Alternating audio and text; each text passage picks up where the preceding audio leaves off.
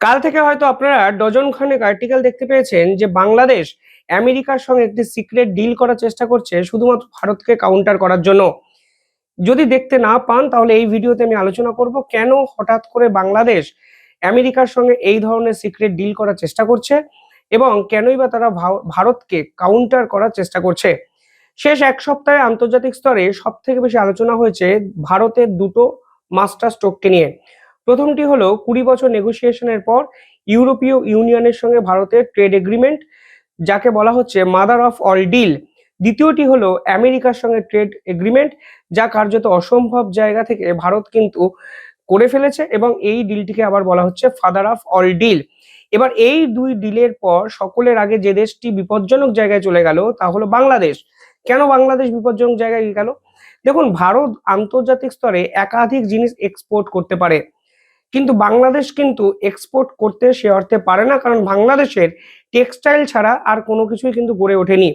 আন্তর্জাতিক স্তরে যদি এক্সপোর্টের হিসাব নিকেশ আপনারা করেন, দেখবেন ভারত ইঞ্জিনিয়ারিং একাধিক প্রোডাক্টসকে এক্সপোর্ট করে, ফার্মাসিউটিক্যাল বিভিন্ন ওষুধকে এক্সপোর্ট করে, মেডিসিন গোটা বিশ্বজুড়ে ব্যবসা বাণিজ্য করে, আইটি সেক্টর যা কিন্তু ভারত কার্যত গোটা বিশ্বে ডমিনেট করছে, পাশাপাশি বিভিন্ন ধরনের সার্ভিস তা কিন্তু ভারত বিশ্ব জুড়ে সরবরাহ করছে, এবং লাস্ট হলো টেক্সটাইল ইন্ডাস্ট্রি অর্থাৎ কাপড় জামা বস্ত্র শিল্প, যা কিন্তু ভারত বিশ্বের বিভিন্ন জায়গায় কিন্তু এক্সপোর্ট করছে।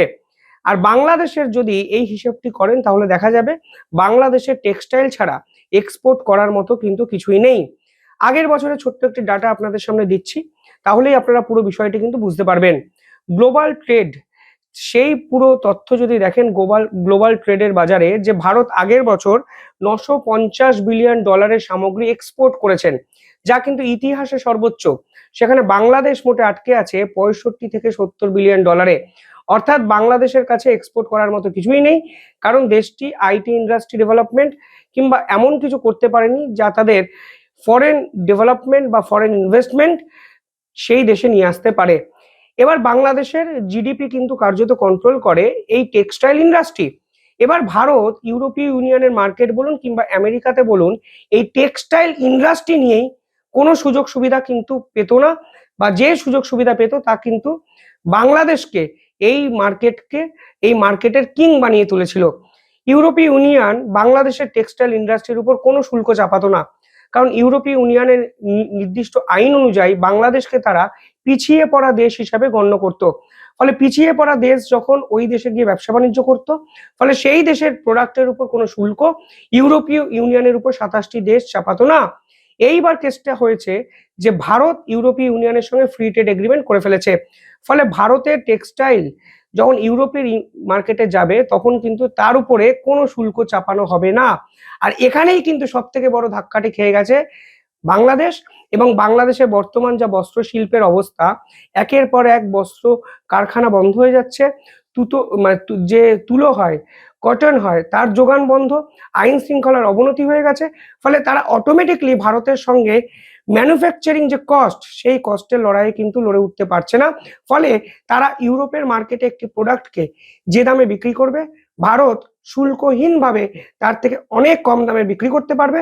ফলে বাংলাদেশ কিন্তু অটোমেটিকলি ইউরোপীয় ইউনিয়নের 27টা দেশে বস্ত্র শিল্পে ভারতের থেকে অনেকটা পিছিয়ে গেল।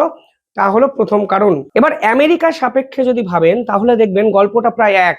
আমেরিকা ভারতের উপর 18% শুল্ক চাপাবে, যা বাংলাদেশকে কিন্তু কার্যত আউটপ্লেট করে দেয়।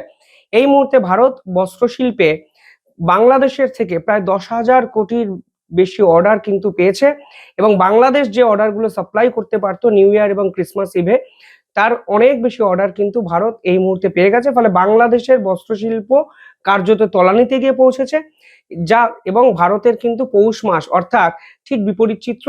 ভারতের বস্ত্রশিল্প টেক্সটাইল ইন্ডাস্ট্রি প্রায় 6 গুণ বৃদ্ধি পাবে ইউরোপীয় ইউনিয়ন এবং আমেরিকার সঙ্গে চুক্তি করার পর। এবার বাংলাদেশের জিডিপি কিন্তু পুরোপুরি কন্ট্রোলড হয় বস্ত্র শিল্প দ্বারা।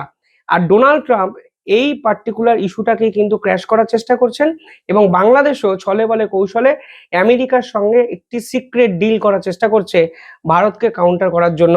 অর্থাৎ ভারত আমেরিকার মার্কেটে যে টাকায় বস্ত্র বিক্রি করতে পারবে, বাংলাদেশ চাইছে সিক্রেটলি এমন একটি ডিল করতে যে ডিল প্রকাশ্যে আসবে না অথচ এফিসিয়েন্টলি অ্যাক্টিভ হবে। সেই ডিলে বাংলাদেশ আমেরিকার মার্কেটে ভারতের থেকে কম টাকায় কাপড় জামা বিক্রি করতে পারবে, তাহলেই বস্ত্র শিল্প নতুন করে রিভাইভ হবে। এবার এই ডিলটাকে সিক্রেট রাখা হচ্ছে। প্রথম কথা, মোহাম্মদ ইউনূস নির্বাচিত কোনো সরকার নয়, মোহাম্মদ ইউনূস নির্বাচিত প্রতিনিধি নন, কিন্তু তা সত্ত্বেও তিনি একের পর এক এমন চুক্তি করে যাচ্ছেন যার মাসুল কিন্তু ভবিষ্যতে বাংলাদেশকে দিতে হতে পারে। সিক্রেট ডিল মানে বাংলাদেশকে যদি ডোনাল্ড ট্রাম্প এই ধরনের সিক্রেট সুবিধা দেন যে ডিলের কথা আন্তর্জাতিক স্তর জানবে না, তার বিনিময়ে কিন্তু ডোনাল্ড ট্রাম্প এমন কিছু চাইবেন যা বাংলাদেশের ভবিষ্যতে কিন্তু বড়সড় বিপদ নিয়ে আসতে পারে। শেষ একটা বছরের যদি আপনারা নিউজ আর্টিকেলগুলো দেখেন তাহলে আপনারা নিজেরাই বুঝতে পারবেন বাংলাদেশ আর্মিতে আমেরিকানদের প্রভাব কিন্তু অনেকটা বেড়ে গেছে। চট্টগ্রামে আমেরিকান আর্মিরা এসে বাংলাদেশের বিভিন্ন এক্সারসাইজ সংগঠিত করেছে। এমনকি ইম্পর্টেন্ট বিষয় হলো এই বাংলাদেশকে কাজে লাগিয়ে মানব করিডর তৈরি করতে চেয়েছিল আমেরিকা, এবং মানব করিডর হয়তো আজকে না হলেও কালকে বাংলাদেশ সরকারকে ছলে বলে কৌশলে এই সিক্রেট ডিলের মাধ্যমে তারা করেই ছাড়বে। এবার আমেরিকা কিন্তু বাংলাদেশকে ক্রমাগত বিপজ্জনক জায়গায় নিয়ে গেল, যা বাংলাদেশের সাধারণ মানুষ হয়তো বুঝেও বুঝতে চাইছেন না। বাংলাদেশ এই মুহূর্তে প্রক্সি ওয়ারের একটি কেন্দ্রস্থল, অর্থাৎ বাংলাদেশকে কাজে লাগিয়ে মায়ানমারে যে যুদ্ধ চলছে সেই যুদ্ধে কিন্তু পার্টিসিপেট করতে ঝাঁপিয়ে পড়েছে আমেরিকা। অথচ এই বাংলাদেশের জুমটা সরকার একসময় যখন ছাত্র আন্দোলন হয়েছিল আগের বছর 5ই আগস্ট, সেই সময় কিন্তু মায়ানমার থেকে অসংখ্য রোহিঙ্গা সাপ্লাই দেয় ছাত্রদের।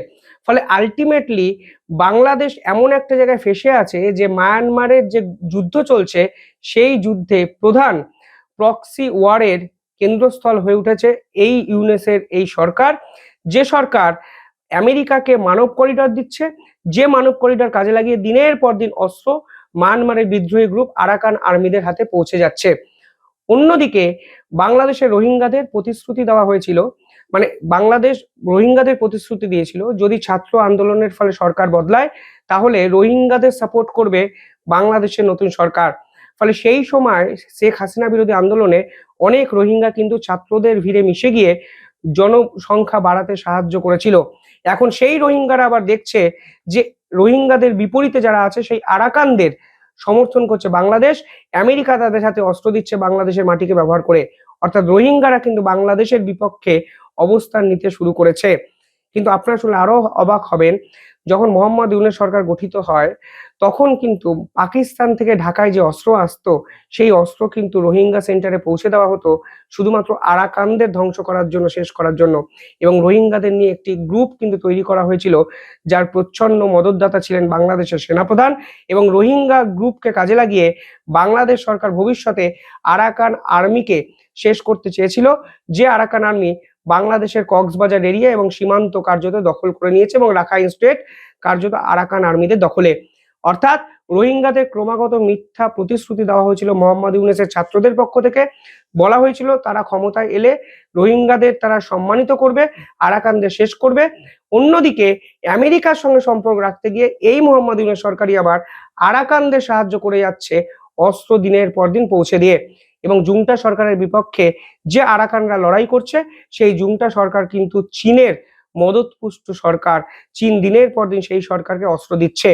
অর্থাৎ বাংলাদেশ এখন ফাটাবাসে আটকে আছে, তারা কিন্তু প্রক্সি যুদ্ধের প্রধান কেন্দ্রস্থল, এবং মায়ানমারকে কেন্দ্র করে চীন এবং আমেরিকার যে যুদ্ধ চলছে সেই যুদ্ধে প্রধান একটি অবস্থানরত জায়গা কিন্তু বাংলাদেশের এই ঢাকা।